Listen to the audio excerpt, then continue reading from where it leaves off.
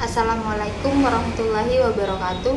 Perkenalkan, nama saya Aprilia Putri, NIM 2023-310-107.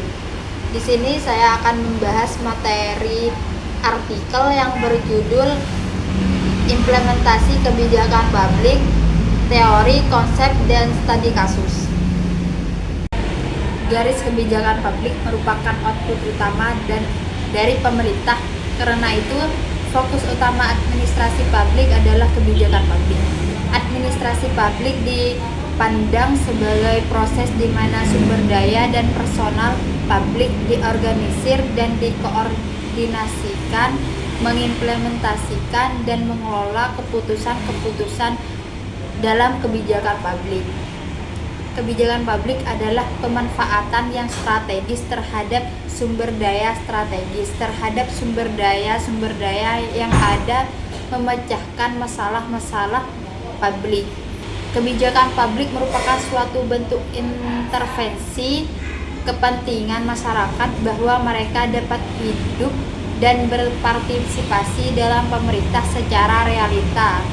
Kebijakan publik dalam konteks tersebut diidentikan dengan tindakan-tindakan yang dilakukan pemerintah dalam mewujudkan tanggung jawab negara atau pemerintah.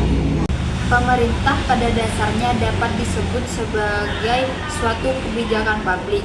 Pandangan tersebut didasarkan pada asumsi bahwa pemerintah memiliki kewenangan untuk bersikap atau melakukan tindakan sebagai respon terhadap suatu keadaan.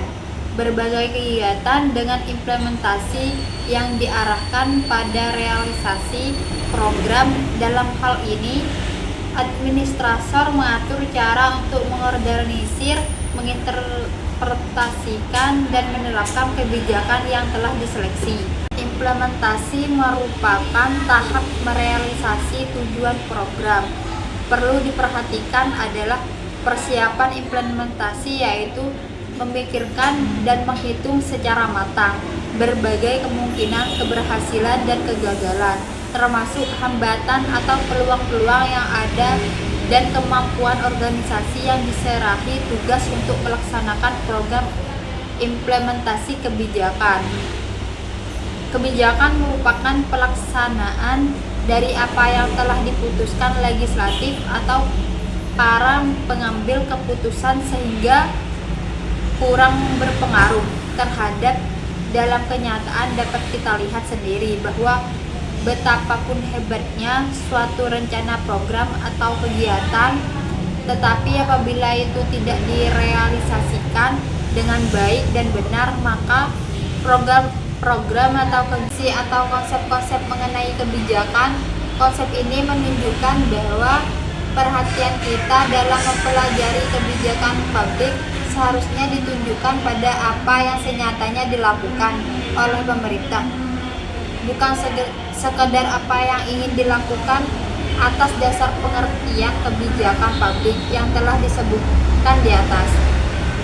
Dapat ditemukan elemen yang terkandung dalam kebijakan publik sebagaimana yang dikemukakan oleh Alderson, yaitu pertama, kebijakan selalu mempunyai tujuan atau berorientasi pada tujuan tertentu. Kedua, kebijakan berisi tindakan atau pola tindakan pejabat pemerintah dan bukan apa yang bermaksud dan dilakukan pemerintah.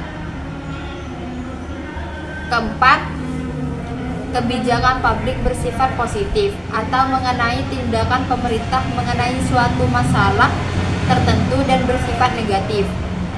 Kelima, kebijakan publik selalu berdasarkan pada peraturan perundang-undangan tertentu yang bersifat memaksa. Proses kebijakan publik terdiri dari 5 tahapan, yaitu pertama, proses agar suatu masalah bisa mendapatkan perhatian dari pemerintah. Kedua, formalisi, yaitu proses perumusan pilihan-pilihan oleh pemerintah. Ketiga, pembuatan kebijakan, yaitu proses ketika pemerintah memilih untuk melakukan sesuatu atau tidak atau tidak melakukan sesuatu. Keempat, implementasi kebijakan, yaitu proses untuk melaksanakan kebijakan supaya mencapai hasil tertentu. Kelima, evaluasi kebijakan, yaitu proses untuk memonitor dan menilai hasil kerja kebijakan.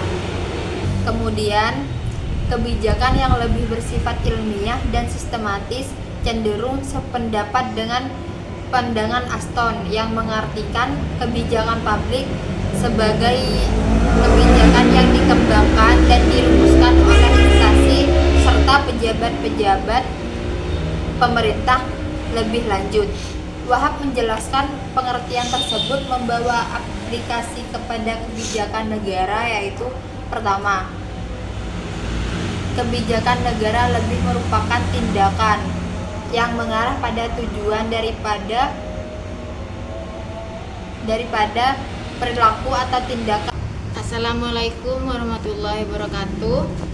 Perkenalkan, nama saya Safira Intan Calika, NIM 2023310106.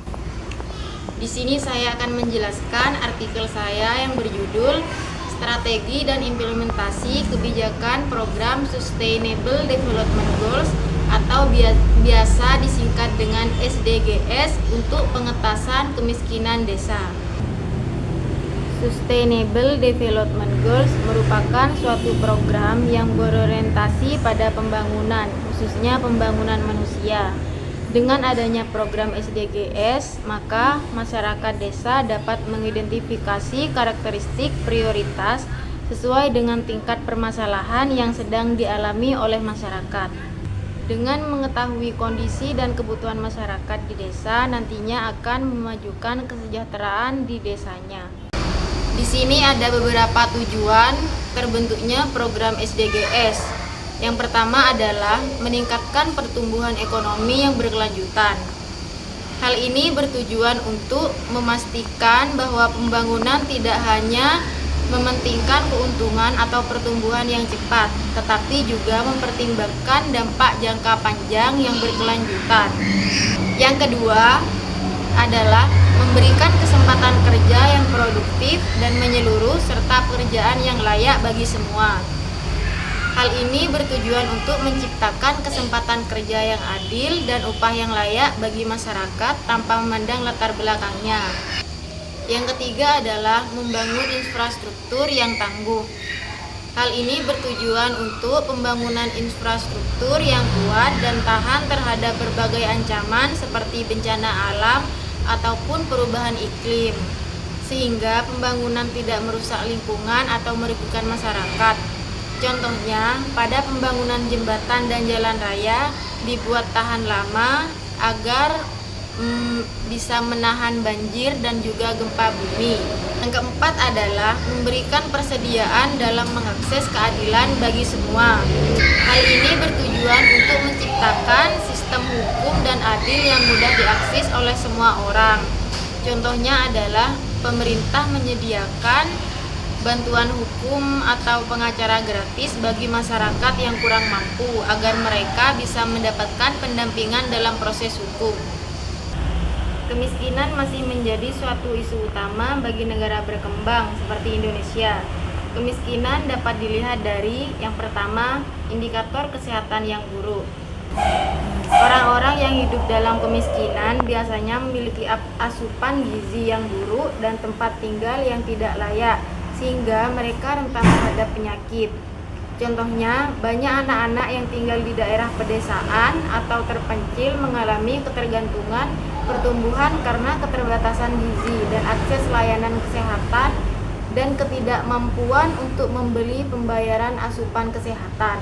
Kemudian yang kedua, minimnya pendidikan. Kemiskinan membuat anak-anak dari keluarga miskin kesulitan mendapatkan pendidikan karena faktor biaya.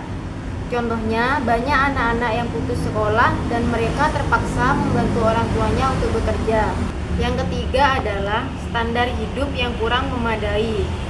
Kemiskinan juga menyebabkan standar hidup rendah termasuk dalam hal tempat tinggal dan lingkungan yang kurang menyehatkan bagi tubuh.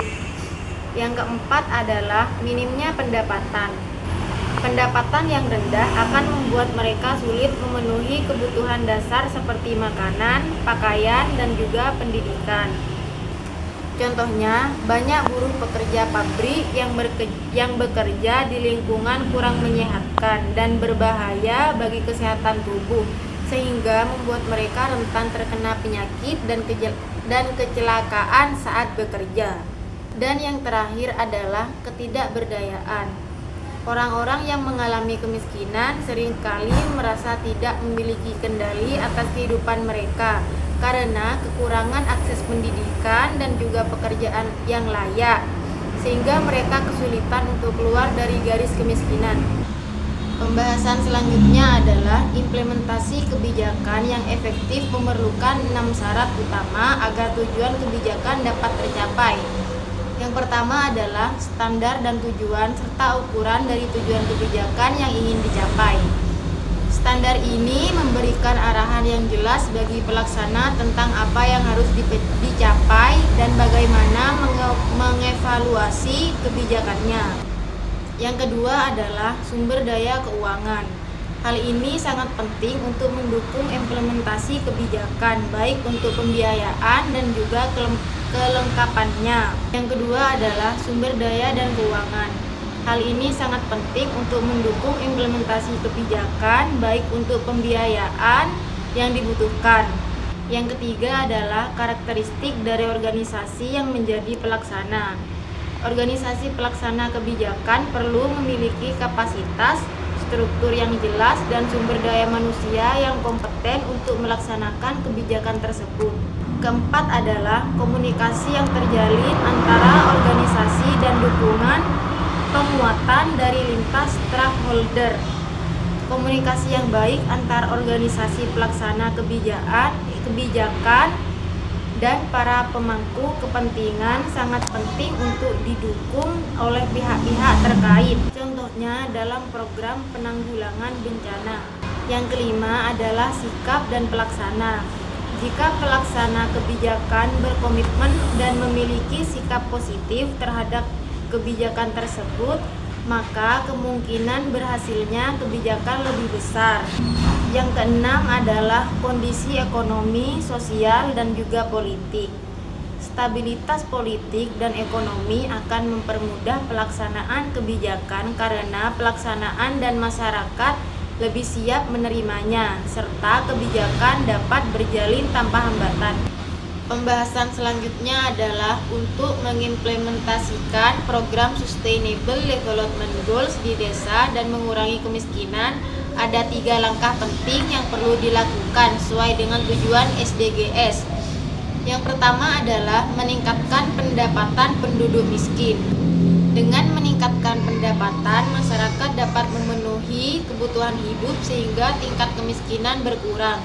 Contohnya, pemerintah desa bisa memberikan pelatihan dan keterampilan pada penduduk agar mereka bisa bekerja dan mendapatkan gaji dengan layak. Yang kedua adalah menjamin akses pelayanan desa. Desa perlu menyediakan akses yang mudah dan merata ke berbagai pelayanan dasar seperti pendidikan, kesehatan, air bersih, dan juga infrastruktur. Contohnya, pemerintah membangun fasilitas kesehatan seperti puskesmas atau klinik di desa hingga masyarakat yang ada di desa tersebut tidak perlu menempuh jarak jauh. Yang ketiga adalah melindungi masyarakat dari segala bentuk bencana. Masyarakat desa seringkali rentan terhadap bencana alam seperti banjir, kekeringan, ataupun tanah longsor. Langkah ini bertujuan untuk meminimalkan dampak bencana dengan berbagai bentuk perlindungan dan pencegahan agar masyarakat tidak jatuh lebih miskin akibat bencana. Contohnya, pemerintah desa membangun infrastruktur yang tahan bencana seperti bendungan kecil atau tanggul untuk mencegah banjir. Assalamualaikum warahmatullahi wabarakatuh. Saya Gunawan, NIM 2023 310030 akan akan mempresentasikan tugas artikel untuk mata kuliah jaringan pemerintahan yang berjudul Kebijakan Publik dan Tantangan Implementasi di Indonesia.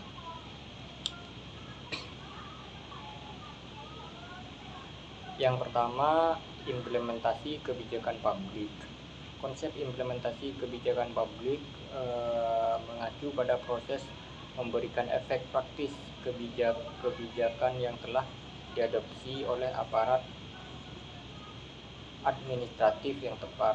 Menurut MNW 2009, implementasi kebijakan publik adalah proses pengubahan masukan manusia dan material, termasuk informasi teknis manusia, permintaan dan dukungan menjadi keluaran berupa barang dan jasa. Dalam implementasi kebijakan publik atau yang dikenal dengan istilah eksekusi berbagai keputusan dan tindakan eksekutif yang berupa mengubah mandat yang telah ditetapkan menjadi kenyataan. Terus yang kedua, kegagalan kebijakan publik. Kegagalan adalah ketidakmampuan untuk mencapai tujuan yang telah ditetapkan. Seseorang dikatakan gagal ketika ia tidak mampu memenuhi standar yang diharapkan atau instrumen penilaian yang telah ditetapkan karena itu kebijakan publik dikatakan gagal menurut Andre tahun 2018 ketika produk yang direncanakan tidak dilaksanakan melalui proses yang efisien dan kebijakan tidak menyelesaikan masalah yang memerlukan intervensi atau memicu hasil pembangunan yang negatif. Yang ketiga, ada jenis-jenis kebijakan publik. Tergantung pada kriteria klasifikasinya kebijakan publik terdiri dari berbagai jenis. Adalah kebijakan publik yang diklasifikasikan menurut sektor ekonomi yang dilayani. Dalam hal ini kebijakan pendidikan, kesehatan, pertanian, perumahan, dan transportasi. OBKZ dan Antoni 2024. Dengan kebijakan-kebijakan ini, program-program publik yang berbeda dikembangkan untuk mengaktualisasikan demi kepentingan yang banyak. Pendekatan utama dalam tipologi kebijakan publik adalah pada latar belakang, maksud, proses, operasi, isu, dan klien dari kebijakan yang bersangkutan Loy 1964. Menurutnya, kebijakan publik dapat bersifat distributif, regulatif, dan redistributif. Klarifikasi ini telah mendapatkan popularitas dalam literatur administrasi publik tentang kebijakan publik Olani 1998. Lanjut, ada kebijakan distributif. Kebijakan ini berkaitan dengan tarif atau pajak, lahan publik, alokasi fasilitas publik, dan sebagainya. OBKZ dan Antoni 2024.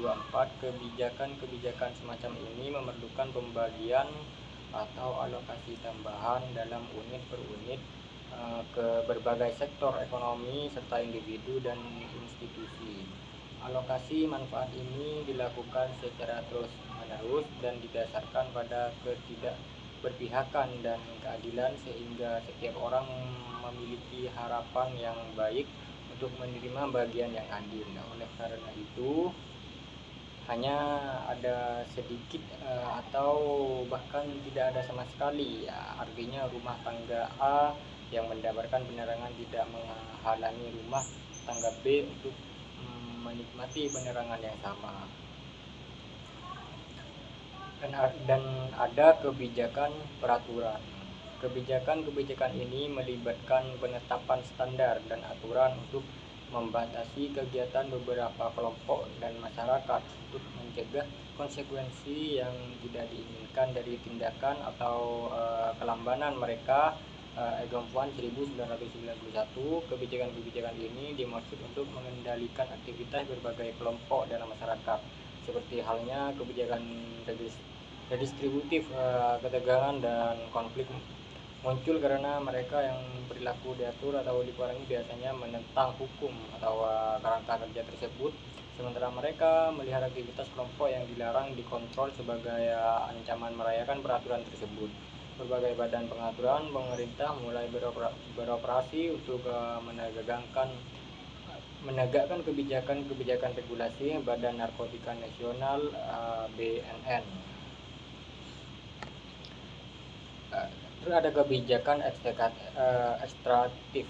Kebijakan ini dibuat untuk mengekstrasikan sumber daya seperti uang, barang dan jasa orang-orang dari lingkungan domestik dan internasional. Melihat kebijakan hanya sebagai kebijakan distributif atau redistributif dan regulasi sangatlah terbatas. Pemerintah ada untuk menciptakan peluang bagi produk, barang, dan jasa untuk menawarkan solusi bagi berbagai masalah yang dihadapi masyarakat. Pandangan pemerintah di Indonesia yang selalu membanggakan atau mengalokasikan sumber daya dengan mengabaikan penciptaan kekayaan membuat jenis-jenis kebijakan ini tidak terpopuler di lingkungannya.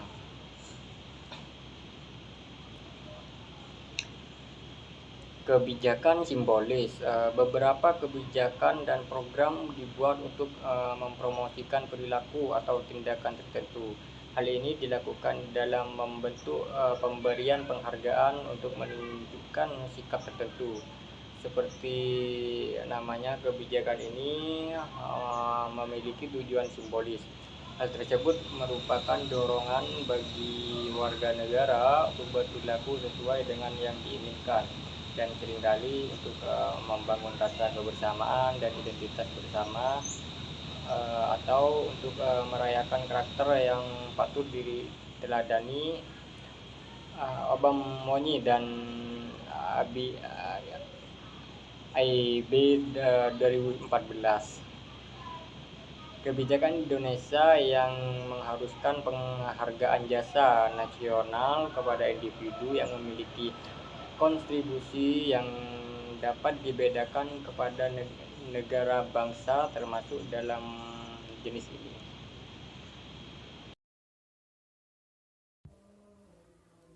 Baik, Assalamualaikum warahmatullahi wabarakatuh. Di sini saya akan mempresentasikan implementasi kebijakan transportasi laut dalam pengembangan sistem logistik nasional.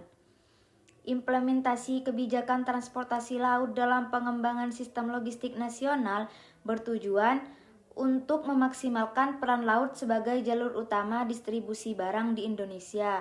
Mengingat geografisnya sebagai negara kepulauan, berikut adalah beberapa aspek penting dalam implementasinya.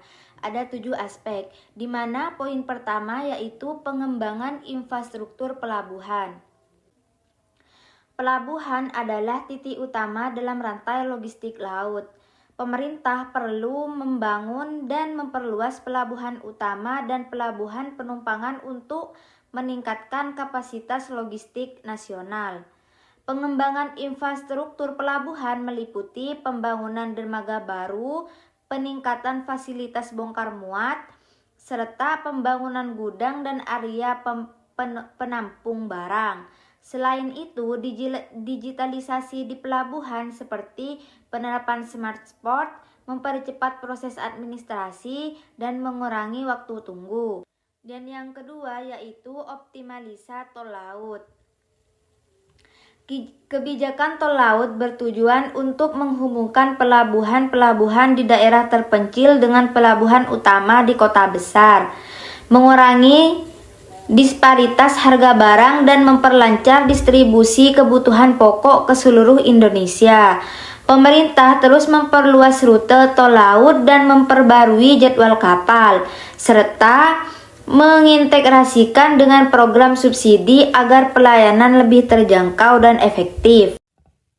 Poin yang ketiga yaitu penguatan sistem logistik nasional terintegrasi. Pengembangan transportasi laut perlu diintegrasi dengan moda transportasi darat, kereta api, dan udara untuk membantu sistem logistik nasional yang efisien.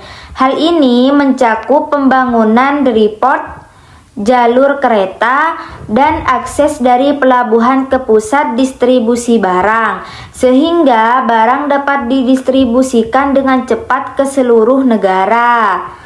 Sistem ini juga melibatkan digitalisasi data dan pelacakan barang agar transparansi dan efisiensi pengiriman meningkat. Poin yang keempat yaitu penggunaan teknologi digital dalam logistik. Implementasi teknologi seperti sistem logistik nasional atau nasional logistik memungkinkan integrasi informasi dan layanan antar lembaga yang terlibat dalam logistik. Digitalisasi ini mempermudah koordinasi di pelabuhan, mempercepat proses kapabinan, serta memungkinkan pelacak barang secara real-time. Langkah ini mengurangi birokrasi dan meningkatkan kecepatan serta ketepatan distribusi. Poin yang kelima yaitu dukungan kolaborasi publik dan swasta. Pembangunan sektor transportasi laut juga memerlukan keterlibatan sektor swasta baik dalam pembangunan pelabuhan, penyediaan armada kapal, hingga operasional pelabuhan. Pemerintah dapat memberikan insentif untuk investasi di sektor logistik laut dan membentuk kemitraan strategis seperti dalam pengembangan pelabuhan komersial dan jasa angkutan laut yang efisien. Poin yang keenam yaitu penerapan standar keselamatan dan keamanan. Keselamatan transportasi laut adalah prioritas utama dalam peningkatan kualitas logistik nasional. Pemerintah mengatur standar keselamatan kapal dan fasilitas pelabuhan, serta mengawasi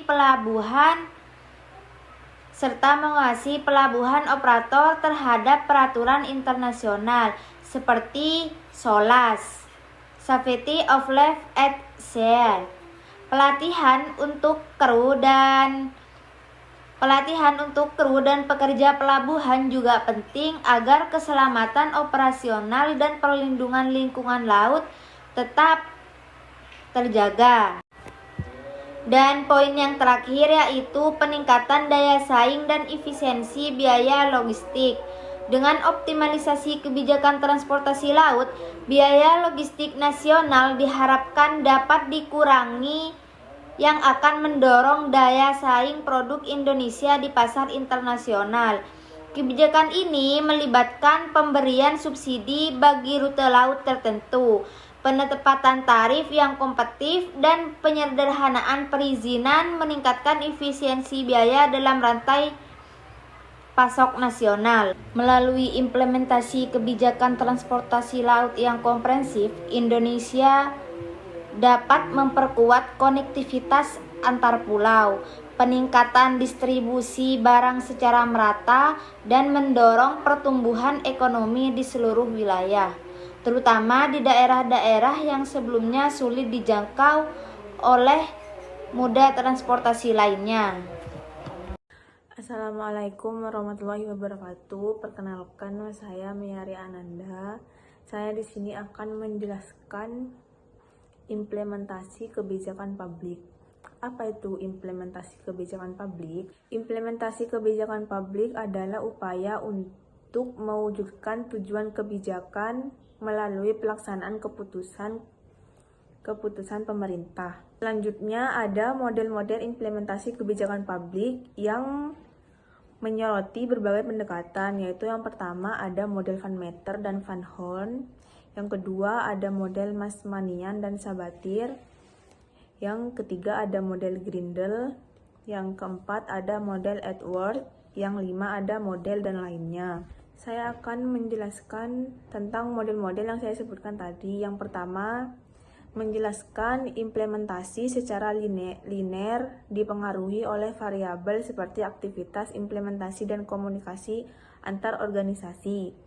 Yang kedua, mengklasifikasikan proses implementasi ke dalam variabel independen, intervening, dan dependen. Yang ketiga, fokus pada isi kebijakan dan konteks implementasi. Yang keempat, menyoroti pentingnya komunikasi, sumber daya, disposisi, dan struktur birokrasi. Yang kelima, itu termasuk model jaringan, Elmore, dan lainnya yang menekankan interaksi aktor dan konteks kebijakan. Masing-masing model tersebut memberikan perspektif unik dalam memahami dan mengevaluasi implementasi kebijakan. Selanjutnya ada aspek-aspek yang mempengaruhi pelaksanaan kebijakan publik. 4 aspek utama yang mempengaruhi pelaksanaan kebijakan publik yaitu yang pertama komunikasi, yang kedua sumber daya, yang ketiga disposisi atau sikap pelaksana, yang keempat struktur birokrasi. Saya akan menjelaskan 4 aspek utama tadi, yaitu yang pertama ada komunikasi. Komunikasi yaitu penyampaian tujuan kebijakan secara jelas kepada pelaksana dan masyarakat. Terus yang kedua ada sumber daya, yaitu ketersediaan dana, tenaga kerja, dan fasilitas pendukung. Yang ketiga ada disposisi atau sikap pelaksana, yaitu komitmen, kejujuran, dan dedikasi pelaksana terhadap kebijakan. Terus yang terakhir ada struktur birokrasi, yaitu adalah prosedur kerja dan pembagian kewenangan dalam lembaga yang terlibat. Keempat aspek ini saling berpengaruh terhadap efektivitas pelaksanaan kebijakan.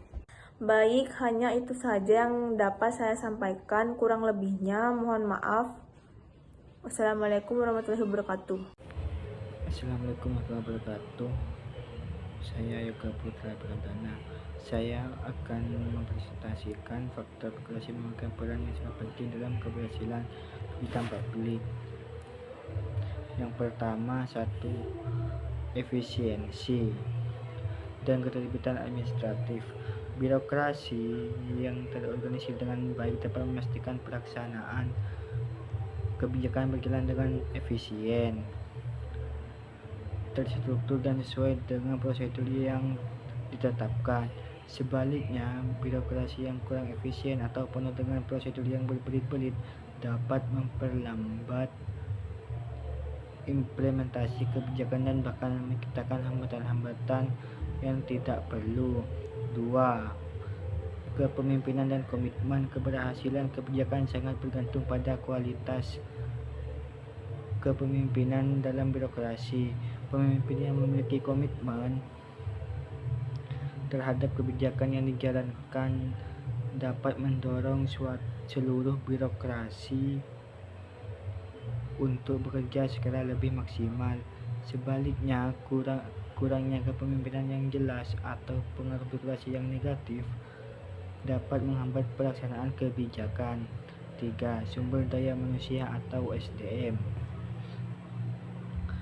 Ketersediaan dan kualitas SDM dalam birokrasi sangat berpengaruh pada keberhasilan implementasi kebijakan. Pegawai negeri yang memiliki keterampilan, pengetahuan, dan komitmen yang tinggi akan lebih mampu menjalankan kebijakan dengan baik. Kurangnya pelatihan dan sumber daya yang memadai dapat mengurangi efektivitas kebijakan yang diterapkan. 4. Koordinasi antar instansi. Dalam banyak kasus, implementasi kebijakan publik melibatkan berbagai lembaga atau instansi. Birokrasi yang mampu menciptakan koordinasi yang baik antar instansi dapat memperlancar proses implementasi. Sebaliknya, Ketidakmampuan untuk berkoordinasi dapat menyebabkan duplikasi tugas, kesalahan dalam pelaksanaan, atau bahkan konflik antar lembaga. 5. Fleksibilitas dan inovasi. Birokrasi yang kaku dan tidak adaptif terdapat perubahan seringkali kesulitan dalam menanggapi dinamika situasi yang berkembang, yang dapat menghambat implementasi kebijakan yang memerlukan inovasi atau penyesuaian cepat. Sebaliknya, birokrasi yang memiliki kapasitas untuk beradaptasi dengan perubahan dan inovasi akan lebih sukses dalam mengimplementasikan kebijakan yang berorientasi pada perubahan. 6. Pegawai dan akuntabilitas. Mekanisme pengawasan dan akuntabilitas yang baik dalam birokrasi akan memastikan